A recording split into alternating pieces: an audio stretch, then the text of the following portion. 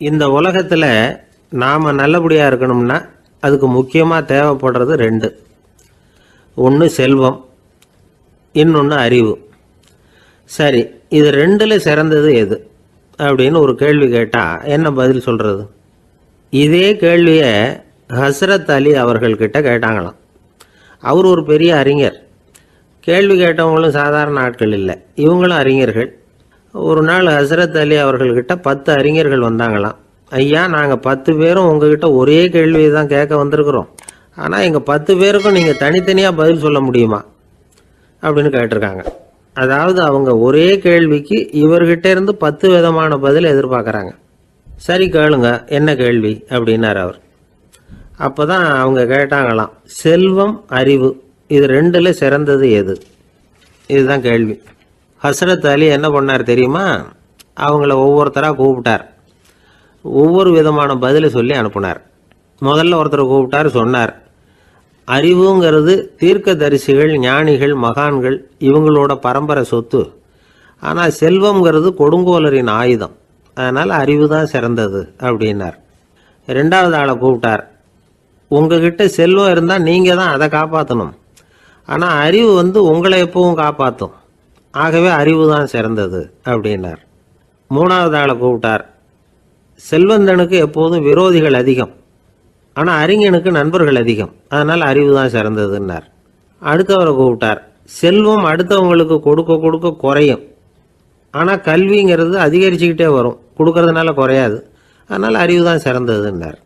இன்னொருத்தரை கூப்பிட்டார், அறிவுள்ளவன் எப்பவும் அதை அடுத்தவங்களுக்கு வாரி வழங்கிக்கிட்டே இருப்பான், அதனால் அவங்ககிட்ட தாராளத்தன்மை இருக்கும், ஆனால் செல்வந்தன்கிட்ட கஞ்சத்தனம் தான் இருக்கும், அதனால் அறிவு தான் சிறந்ததுன்னார். ஆறாவது நபரை கூப்பிட்டார், செல்வத்தை கள்வர்கள் திருடிட்டு போக முடியும், ஆனால் அறிவை அப்படி திருடிட்டு போக முடியாது அப்படின்னார்.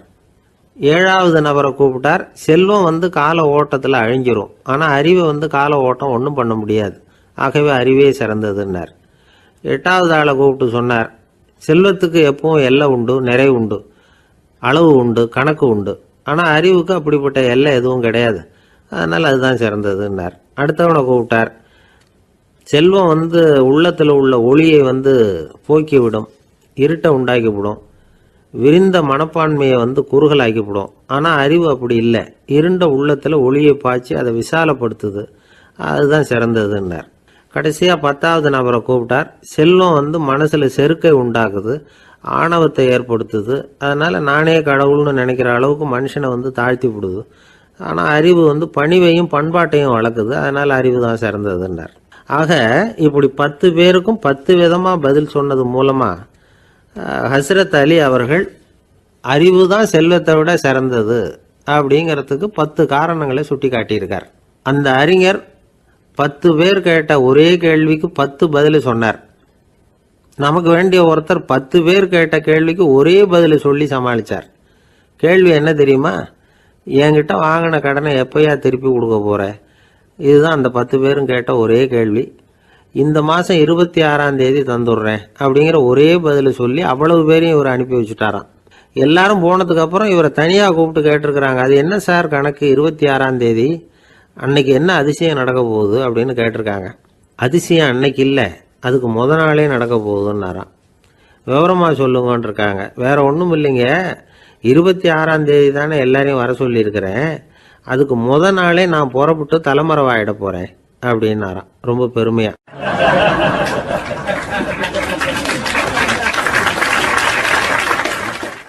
துருக்மேனியாவில் அஷ்காபாத் அப்படின்னு ஒரு நகரத்தில் ஒரு புவியியல் விஞ்ஞானி இருந்தார். அவர் ஒரு நாய்க்குட்டி வளர்த்தார். ஒரு நாள் முன்னிரவு நேரம் ஒரு மேஜைக்கு முன்னாடி உட்காந்து அந்த விஞ்ஞானி ஏதோ கணக்கு போட்டுக்கிட்டு இருக்கிறார். அவருக்கு ஒரு சின்ன பெண் குழந்தை, அது தொட்டிலில் தூங்கிட்டு இருக்குது. அந்த நாய்க்குட்டியும் ஒரு மூலையில் படுத்து அது பாட்டுக்கு தூங்கிட்டு இருந்தது. ஒரே அமைதி. அந்த நேரத்தில் திடீர்னு அந்த நாய்க்குட்டி துள்ளி எழுந்திரிச்சிது, நேராக குழந்தைகிட்ட ஓடிச்சு. அந்த குழந்தைய அது போட்டிருந்த ட்ரெஸ்ஸோடு சேர்த்து கவ்வி தூக்கிக்கிட்டு வாசல் பக்கம் ஓடிச்சு. நாய்க்குட்டி குழந்தைய கவ்வி தூக்க முடியுமாங்கிற சந்தேகம் உங்களுக்கு இல்லையா? நீங்கள் நம்ம ஊர் நாய்க்குட்டியவே பார்த்து பழக்கப்பட்டிருக்கீங்க, அதனால் நம்புறதுக்கு சிரமமாக இருக்கும். அந்த ஊர்லெலாம் அது ரொம்ப ஸ்ட்ராங்காக இருக்கும், ஒரு ஏதோ கண்ணுக்குட்டி மாதிரி இருக்கும். விஞ்ஞானி அதை பார்த்துட்டார். உடனே அந்த நாய்க்கு வெறி பிடிச்சிட்டுதுன்னு முடிவு பண்ணிட்டு தன்னோட கை துப்பாக்கியை எடுத்துக்கிட்டு ஓடி வந்தார். அவர் வெளியில் வந்து நாய்க்குட்டி எங்கே அப்படின்னு பார்த்து தேடுறார். அந்த நேரத்தில் அந்த வீடு வந்து இடிஞ்சு விழுது. காரணம் பூமி அதிர்ச்சி. இப்படி பூமி அதிர்ச்சி உண்டாக போகுதுங்கிறது அந்த நாய்க்குட்டிக்கு முன்னாடியே தெரிஞ்சு போச்சு. அதுதான் குழந்தைய தூக்கிட்டு வெளியில் ஓடி வந்திருக்குது. அது மூலமாக அந்த குடும்பத்தையே காப்பாற்றி இருக்குது அந்த நாய்க்குட்டி. இந்த சம்பவம் நடக்கிறதுக்கு 3 நாளைக்கு முன்னாடியே சில பிராணிகளுக்கு இப்படி நடக்க போகுதுங்கிறது தெரிஞ்சிருக்குதான். ஆமாம், அந்த நகரத்தில் 3 நாளைக்கு முன்னாடியே பாம்பு, பல்லி இதெல்லாம் அது தங்கியிருந்த வலையை விட்டு வெளியில் ஓடி வந்துட்டுது. அதே மாதிரி அங்கே இருந்த புறாவெல்லாம் பறந்து போயிடுச்சான். இதே மாதிரி யுகோஸ்லோவியாவில் கூட ஒரு நகரம், அங்கே ஒரு நாள் ராத்திரி ஒரு மிருக காட்சி சாலையில் திடீர்னு ஒரு பெரிய கலவரம், கூச்சல், குழப்பம். அங்கே இருந்த கழுதை, புலி, யானை, பறவை எல்லாம் கண்ணாபின்னான்னு கத்த ஆரம்பிச்சுட்டுது. நேர் யானை அதுக்குன்னு போட்டிருந்த தடுப்பையே தாண்டி குதிச்சு வெளியில் வந்துட்டு தான். மறுநாள் தான் எல்லாருக்கும் விஷயம் புரிஞ்சுது. அடுத்த நாள் காலையில் அங்கே பூமி அதிர்ச்சி உண்டாயிட்டுது. இப்போ பாருங்க, அதாவது மனுஷனை போய் தீர்க்க தரிசி அது இதுன்னு சொல்லிட்டு இருக்கிறோம். இவனை விட அது பரவாயில்லைன்னு தோணுது. அதாவது மிருகங்கள் ஒன்று நடக்க போகுதுங்கிறத முன்னாடியே புரிஞ்சுக்குதே. சரி, இதெல்லாம் எப்படி அது முன்கூட்டி புரிஞ்சுக்குது? அதுதான் படைப்பு ரகசியம். அதை கண்டுபிடிக்கிறதுக்கு தான் மனுஷன் வந்து ஆராய்ச்சி பண்ணிட்டு இருக்கிறான். விஞ்ஞானிகளோட ஆராய்ச்சியெல்லாம் ஒரு பக்கம் இருக்கட்டும், வீட்டுக்குள்ளேயே சில ஆராய்ச்சி பண்ணி பாருங்களேன். இப்போ சில யோசனை சொல்லி அதை சோதனை பண்ணி பாருங்க அப்படின்னு ஒருத்தர் சொன்னாராம். அதாவது இப்போ மழை வருமா வராதா அப்படின்னு தெரிஞ்சுக்கணுமா, உடனே ஒரு பூனைக்குட்டி பின்னாடியே மெதுவாக போய் அது என்ன செய்யுதுன்னு கவனித்து பார்க்கணும். பூனைக்குட்டி தன்னோட பாதத்தினால சுகத்தில் வந்து அப்படி கீறிக்கிட்டு இருக்கும். அப்படி கீறினா கண்டிப்பாக மழை வரும். சில சமயம் பூனைக்குட்டி அப்படி மல்லாந்து படுத்துக்கிட்டு பாதத்தை உயர தூக்கும், அப்படியும் புரளும். இப்படி செஞ்சதுன்னா அன்னைக்கும் மழை இருக்காது. அதனால் முன்னாடி இருந்தது மழை வர்றதுக்கு அறிகுறி, இது மழை இல்லைங்கிறதுக்கு அறிகுறி. பறவைகள், பிராணிகள் இதுகளோட நடவடிக்கைகளை பார்த்துட்டு அதையெல்லாம் அடிப்படையாக வச்சு தான் காலநிலையை கண்டுபிடிக்கிற கருவிகளை கண்டுபிடிச்சிருக்கிறாங்க. வாத்து இருக்குல்ல, சில சமயம் தன்னோட அழகை தன்னோட இறகுகளில் அப்படியே புதைச்சிக்கும். அப்படி செஞ்சால் குளிர்காலம் வரப்போகுதுன்னு அர்த்தம். பருவநிலை குளிராக மாறப்போகுதுங்கிறதுக்கு இதுதான் அறிகுறி. சிட்டுக்குருவி இருக்குதுல்ல, அதெல்லாம் புழுதியில் உழுந்து புரளும், சிறகுகளை வந்து படபடன்னு அடிச்சுக்கும். அப்படி செஞ்சால் மழை வரப்போகுதுன்னு அர்த்தம். ஒன்று மட்டும் நாம் நல்லா தெரிஞ்சுக்கணும், இயற்கையின் சீற்றம்னு சொல்கிறோம் இல்லையா, இயற்கை ஏன் நம்ம மேலே கோவப்படுது? இயற்கையை நாம் அனுசரித்து போகிறதில்ல, அதனால் கோவப்படுது. காடுகளை அழிக்கப்படாது, விலங்குகளை கொல்லக்கூடாது, இயற்கை ஏற்படுத்தி வச்சிருக்கிற சமநிலையை கெடுக்கக்கூடாது. அதை புரிஞ்சுக்கிட்டு வாழ்ந்தோம்னா பூமியும் நடுங்காது, நாமளும் நடுங்க வேண்டிய அவசியம் இருக்காது. ஒருத்தர் இருந்தார், சாராய கடைக்கு போனாராம், நிறைய சாப்பிட்டார். அப்புறம் சொன்னார், இது ரொம்ப அற்புதமான சரக்கு போல இருக்கு. உள்ளே போன உடனே இந்த பூமியே நடுங்கிறது மாதிரி இருக்கு எனக்கு அப்படின்னாராம். இதுக்கு கடைக்காரர் சொல்லியிருக்கார், நீங்கள் சாப்பிட்டது வெறும் பச்சை தண்ணி தாங்க, இப்போ ஏற்பட்டிருக்கிறது நிஜம் பூமி அதிர்ச்சி அப்படின்னாராம்.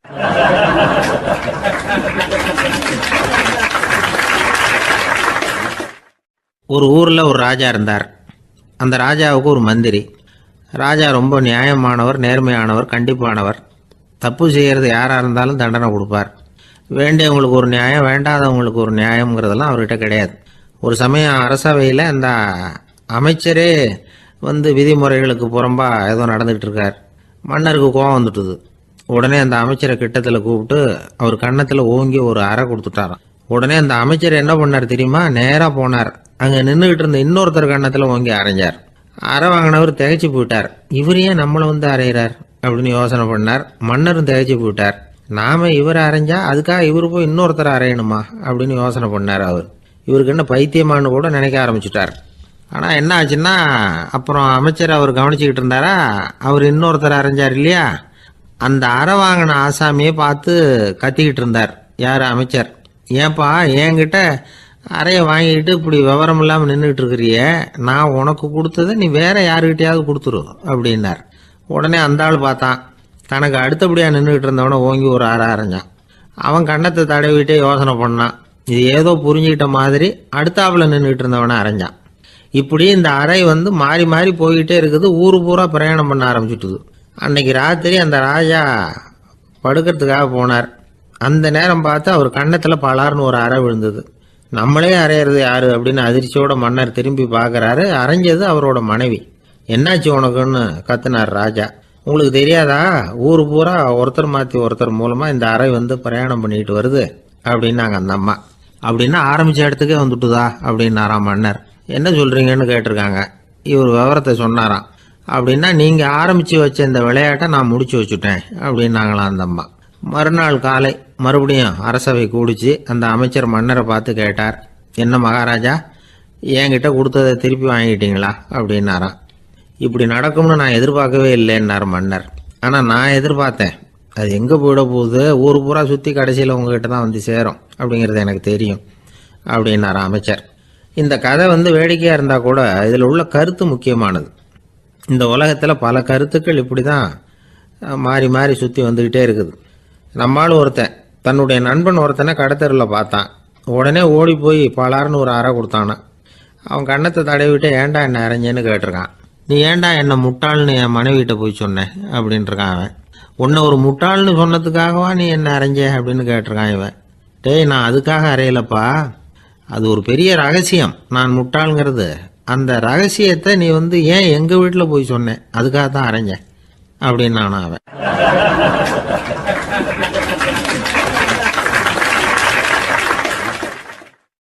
பக்தின்னு சொல்கிறோம் இல்லையா, அது 3 வகைப்படும் அப்படிங்கிறார் ஒரு பெரியவர். அது என்ன 3 வகைன்னா, தெய்வ பக்தி, அடியார்கள் பக்தி, குரு பக்தி.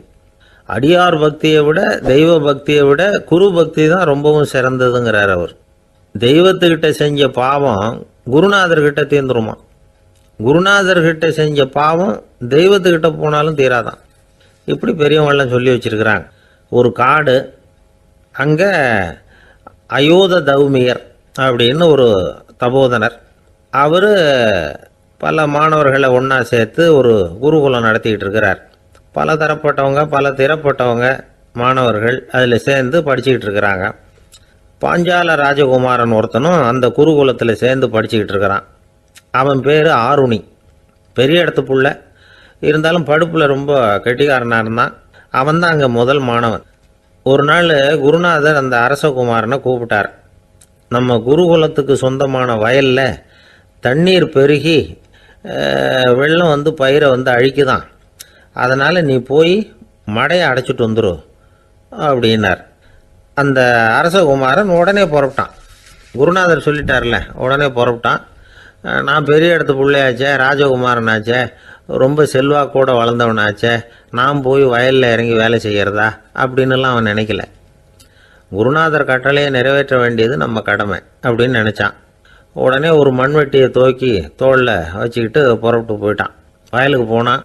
பார்த்தான், தண்ணி கரையை உடச்சிக்கிட்டு வயலுக்குள்ளே ஏகமாக பாஞ்சிக்கிட்டு இருக்குது.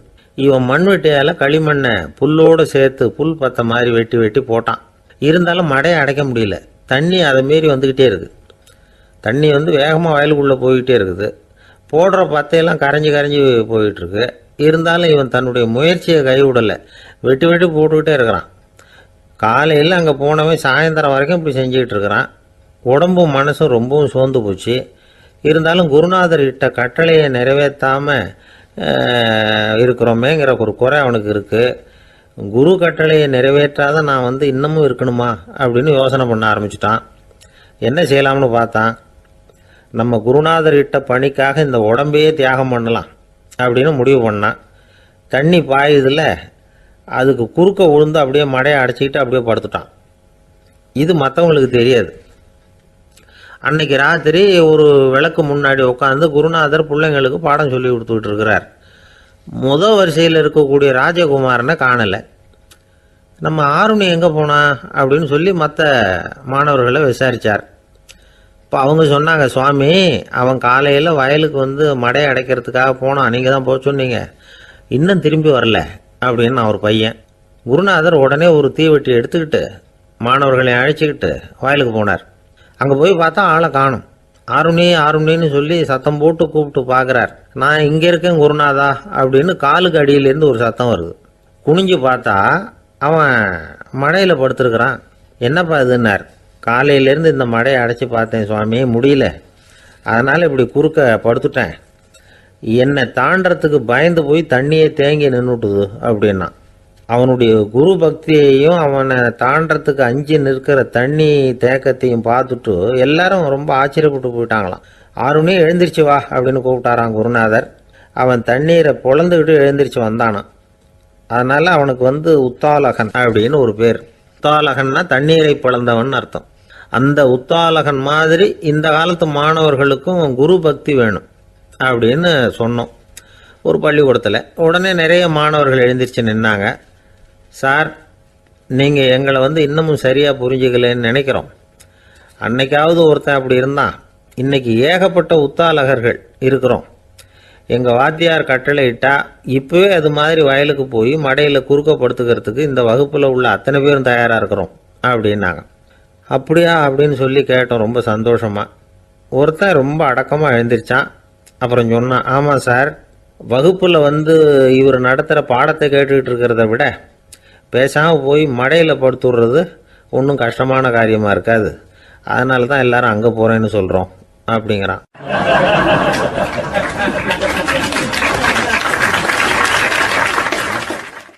ஒரு இலக்கிய கூட்டம் ஏற்பாடு பண்ணியிருக்கிறோம், நீங்கள் அவசியம் அதில் பேசணும் அப்படின்னு கேட்டுக்கிட்டார் ஒருத்தர். வேணாங்க, 4 பேருக்கு முன்னாடி நிற்கிறதுனா எனக்கு ரொம்ப கூச்சமாக இருக்கும் அப்படின்னாரு இவர். ஏன் சார், இன்னமும் குழந்தை மாதிரி கூச்சப்படுறீங்களே அப்படின்னார் அவர் ஒரு மாதிரியாக சமாளித்து அனுப்பி வச்சுட்டு அதுக்கப்புறம் அதை பற்றி இவர் யோசித்து பார்த்துருக்கார். சில நிபுணர்கள் எழுதியிருக்கிறத படித்தும் பார்த்துருக்கிறார். மனோதத்துவ நிபுணர்கள் என்ன சொல்கிறாங்க தெரியுமா? 10லேருந்து 20% குழந்தைகள் பிறக்கிறப்பவே கூச்ச சுபாவம் கொண்டதாக தான் இருக்குதான்.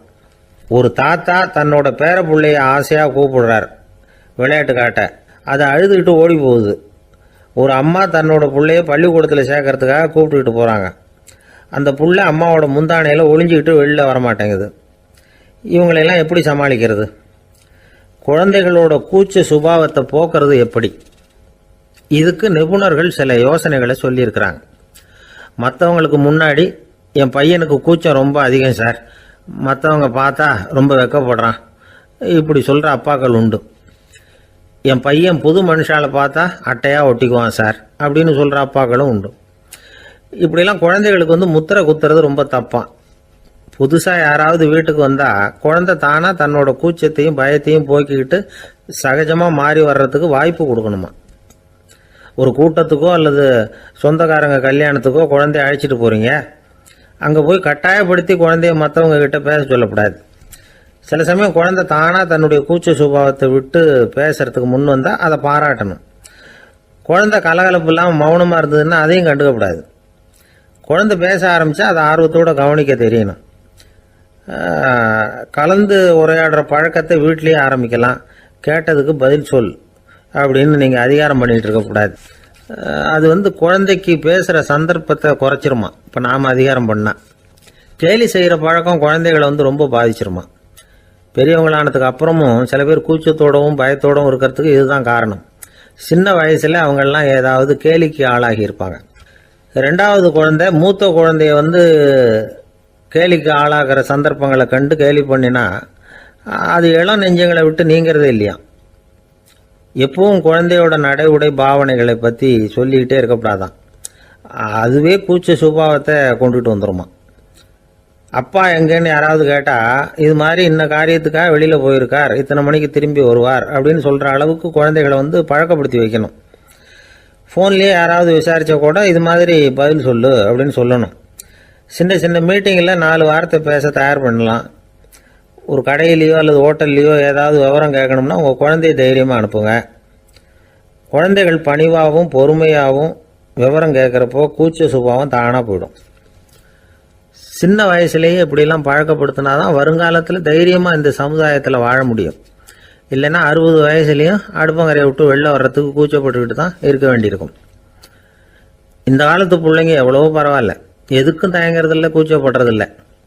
ஒரு அம்மா அடுப்பங்கரையிலேருந்து சத்தம் போட்டாங்க, டேய் ராமு, தயவு பண்ணி அந்த டிவியை நிறுத்துறா, அந்த பெண்ணோட குரல் மகா மோசம், அடுப்பங்கரையில் இருக்கிற என்னாலேயே அதை சகிச்சிக்க முடியல அப்படின்னாங்களாம்.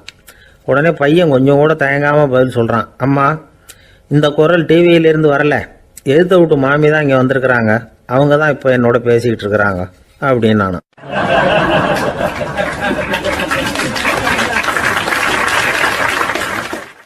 ஐயா, உங்கள் பேரை தொடர்ந்து தினம் கேட்டுக்கிட்டு இருக்கிறேன் அப்படின்னார் ஒருத்தர்.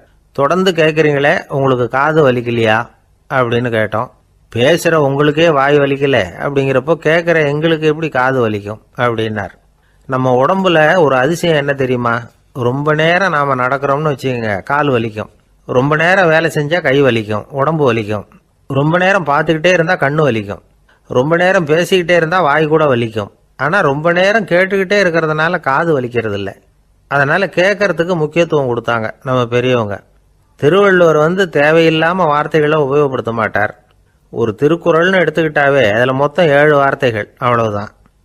அப்படி 7 வார்த்தைகள் மட்டுமே உள்ள ஒரு திருக்குறளில் வள்ளுவர் ஒரே வார்த்தையை 5 தடவை உபயோகப்படுத்தியிருக்கிறார், திரும்ப திரும்ப பயன்படுத்தியிருக்கிறார். அப்படின்னா அதை எந்த அளவுக்கு வலியுறுத்தி சொல்கிறார் அப்படிங்கிறத நாம் புரிஞ்சுக்கணும். அது என்ன குறள்? செல்வத்துள் செல்வம் செவிச்செல்வம், அச்செல்வம் செல்வத்துள் எல்லாம் தலை.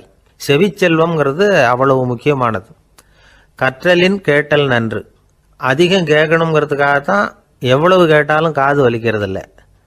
குறைச்சலாக பேசணும், அதிகமாக கேட்கணும். இன்னொரு விஷயம் கவனிங்க, நம்ம உடம்புல கண்ணுக்கு மூடி இருக்குது, எதையாவது நாம் பார்க்க விரும்பலைன்னா உடனே கண்ணை மூடிக்கலாம். நம்ம வாய்க்கு மூடி இருக்குது, பேச விருப்பம் இல்லையா, வாயை மூடிக்கலாம். மூக்குக்கு கூட மூடிக்கிற வசதி இருக்குது, எதையாவது முகர விருப்பம் இல்லையா, மூச்சை அடக்கிக்கலாம்.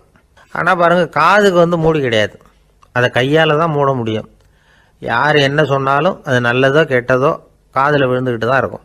அறிவு தான் நல்ல விஷயங்களை எடுத்துக்கிட்டு கெட்ட விஷயங்களை விட்டுடணும். நல்ல கருத்துக்கள் நம்ம காதில் நிறைய விழுந்துக்கிட்டே இருக்கணும். அதை கேட்டு நாம் நல்லபடியாக வாழணுங்கிறது தான் படைப்பின் விருப்பம். ஆன்மீகவாதிகள் கூட ஒன்று சொல்லுவாங்க, அதாவது ஆன்மீக பாதையில் நீங்கள் முன்னேறணும்னா முதல்ல சிரவணம் செய்யணும்பாங்க. அதாவது பெரியவங்க சொல்கிற நல்ல கருத்துக்களை கேட்கணும் அப்படின்னு அதுக்கு அர்த்தம். அதனால் யார் நல்ல கருத்துக்களை சொன்னாலும் அதை காது கொடுத்து கேளுங்க. இவ்வளவு கருத்துக்களையும் நம்ம நேயர் ஒருத்தர்கிட்ட சொல்லிகிட்டு இருந்தோம். அவரும் சரி சரின்னு தலையாடிக்கிட்டே இருந்தார். அப்புறம் சொன்னார், நீங்கள் சொல்கிறது சரிதான் சார், காதுக்கு மூடி இல்லைங்கிறது ரொம்ப சரி. அதனால தான் உங்கள் தகவல் கூட நாங்கள் விரும்புகிறோமோ இல்லையோ தினம் காதில் விழுந்துக்கிட்டு இருக்குது அப்படின்னார். எங்களுக்கு ரொம்ப பெருமையாக இருந்தது. அப்படியா அப்படின்னோம். ஆனாலும் என்ன மாதிரி சில பேர் நீங்கள் தகவல் சொல்கிற சமயத்தில் காதில் மூடி இல்லையேன்னு சொல்லி கவலைப்படுறதில்ல சார் அப்படின்னார். ஏன்னு கேட்டோம். காதை மூடுறதுக்கு தானே வசதி இல்லை, ரேடியோவை மூடுறதுக்கு வசதி இருக்குதுல்ல, அதனால் டக்குன்னு அதை மூடி வச்சுருவோம் அப்படின்னார்.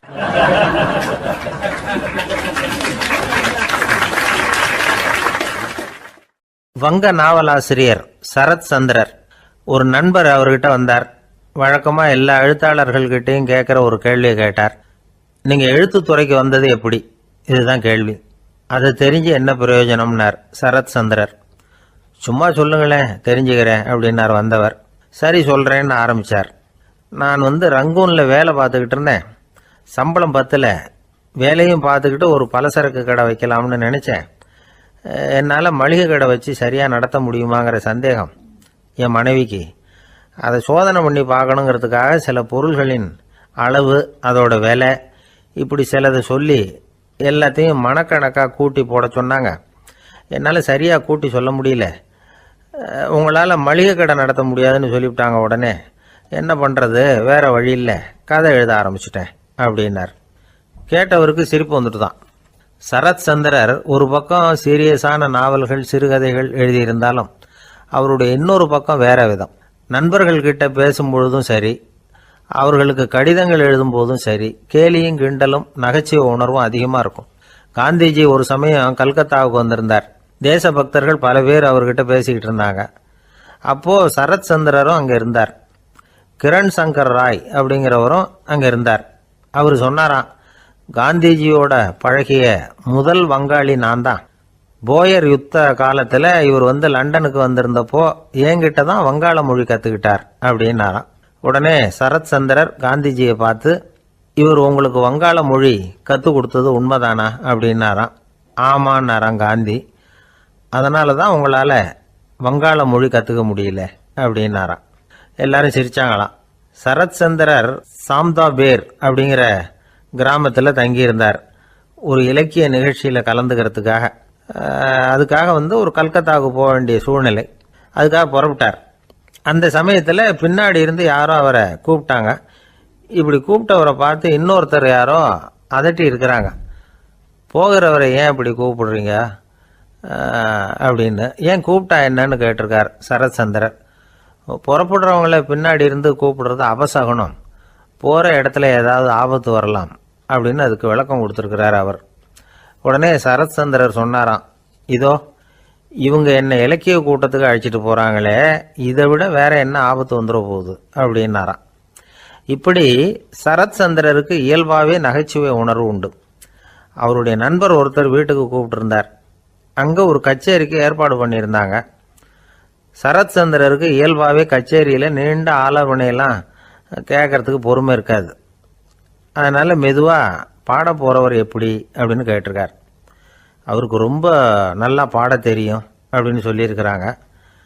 அதுக்கு சரத்சந்திரர், பாட தெரியுங்கிறது சரி, பாட்டை நிறுத்த தெரியுமா அதை சொல்லுங்க முதல்ல அப்படின்னாராம்.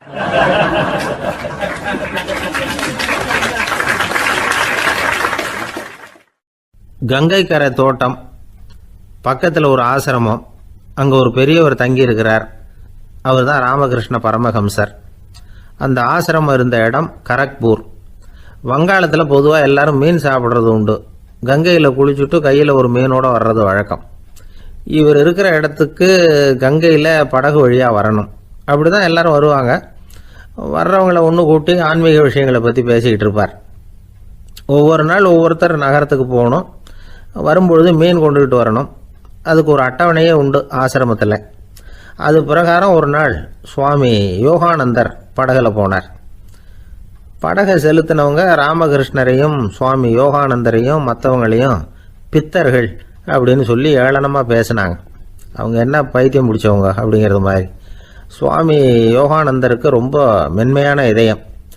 இவங்க இப்படி கண்ணாபின்னான்னு பேசுகிறத பார்த்தா மீனை வாங்கிட்டு திரும்புகிறப்போ என்ன நடக்குமோ அப்படிங்கிற பயம் வேற வந்துட்டுது அவருக்கு. அவ்வளவு மென்மையானவர். இதை தெரிஞ்சுக்கிட்ட ராமகிருஷ்ணர், யோகானந்தா இங்கே வா அப்படின்னு கூப்பிட்டார். இவர் கண்ணீரை தொடச்சிக்கிட்டே கிட்ட போனார். சொன்னார், ஐயா, படகு ஓட்டுறவங்க உங்களை பற்றி மோசமாக பேசுகிறாங்க. என்ன திட்டினா பரவாயில்ல, ஆனால் உங்களை அவங்க திட்டுறாங்க. அதை என்னால் தாங்கிக்க முடியல அப்படின்னார். இதை கேட்டதும் ராமகிருஷ்ணருக்கு கோபம் வந்துட்டு தான். என்னது, உன்னுடைய குருவை பற்றி அவங்க மோசமாக பேசும்பொழுது நீ சும்மா இருந்தியா, வெளியில் போ அப்படின்னு விட்டார். குரு நிந்தனை செய்கிறப்போ அதை கேட்டுக்கிட்டு சும்மா இருக்கலாமா? குரு நிந்தனையை கேட்டால் பாவம் இல்லையா? என்னை தூற்றும் போது அவங்க பாவம் செய்கிறாங்க. அதை கேட்டுக்கிட்டு நீ சும்மா இருந்தால் நீயும் பாவம் செய்கிற அப்படின்னாராம். அடுத்த நாள் சுவாமி நிரஞ்சனானந்தர் போக வேண்டிய நாள். இவர் படகுல போகும்பொழுதும் அதே மாதிரி நடந்துதான். அவங்க மோசமாக பேச ஆரம்பித்தாங்க, திட்ட ஆரம்பித்தாங்க. அப்படி கேலி பண்ண ஒருத்தனை இவர் என்ன பண்ணார், பலார்னு கன்னத்தில் அரைஞ்சிட்டார். இன்னொருத்தனை கங்கையில் தூக்கி எறியறதுக்கும் தயாராகிட்டார். அதுக்கப்புறம் அவங்க யாரும் வாயை திறக்கலை. மீன் வாங்கிட்டு வர்றப்பவும் படகுல ஒரே அமைதி. அவ்வளவு பயம் அவங்களுக்கு. ராமகிருஷ்ணர் கூப்பிட்டு விசாரித்தார் என்ன நடந்ததுன்னு. இவர் சொன்னார், அவர் யோகானந்தா போகும்பொழுது என்ன நடந்ததோ அப்படியே தான் இப்பவும் நடந்தது.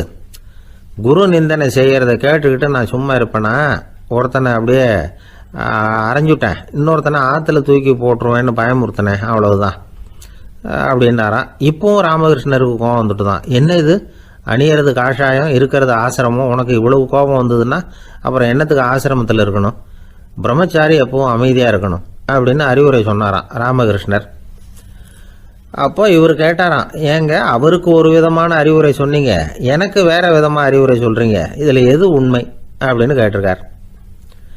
இதுக்கு ராமகிருஷ்ணர் சொன்ன பதில் என்னன்னா, அட அசடே, சக்கரத்தில் காற்று அதிகமாக இருந்தால் குறைக்கணும், குறைச்சலாக இருந்தால் கூட்டணும். அவன் சாது, அவனுக்கு அதிக உணர்ச்சி தேவை, உனக்கு படபடப்பு அதிகம், உனக்கு பொறுமை தேவை அப்படின்னாராம். இதில் உள்ள கருத்து என்னன்னா, கல்விங்கிறது எப்படின்னா அதை சூழ்நிலைக்கு தகுந்த மாதிரி கற்பிக்கணும். எல்லாருக்கும் ஒரே மாதிரி கற்பிக்கக்கூடாது. கேட்குற ஒரு தகுதி, புரிஞ்சுக்கிற திறமை, இதை பொறுத்து கல்வி அமையணும். ஆரம்ப காலத்தில் ஒரு குரு, அப்போ ஒரு சீடன் இருந்தான். அது வேடிக்கையான குரு, வேடிக்கையான சீடன். ஒரு ஆசிரமம். ஒரு நாள் ஒருத்தன் அவசரமாக அந்த குருவை தேடி வந்திருக்கிறான். என்ன விஷயம்னு விசாரித்தார் குரு. உங்கள் சீடர் என்னை அடிச்சுட்டார் அப்படின்னு புகார் பண்ணானா அந்த ஆள். குரு சீடனை கூப்பிட்டார். அடிச்சியா இந்த ஆளை அப்படின்னு கேட்டாராம். ஆமான் இருக்கான் சீடன். ஏன் அடிச்சே அப்படின்னு கேட்டாராம். இந்த ஆள் உங்களை பற்றி மட்டமாக பேசிவிட்டான், என்னால் அதை தாங்கிக்க முடியல, அதனால தான் அடிச்சுட்டேன்றான். அப்படி என்ன பேசினா அப்படின்னு கேட்டாராம். உன்னுடைய குருநாதர் இப்போல்லாம் அர்த்தமில்லாமல் பேச ஆரம்பிச்சிட்டார் அப்படின்னு சொல்லிவிட்டான், அதனால தான் அடிச்சுட்டேன் அப்படின்னு நானா. அதுக்காக அடிச்சே அப்படின்னாராம்.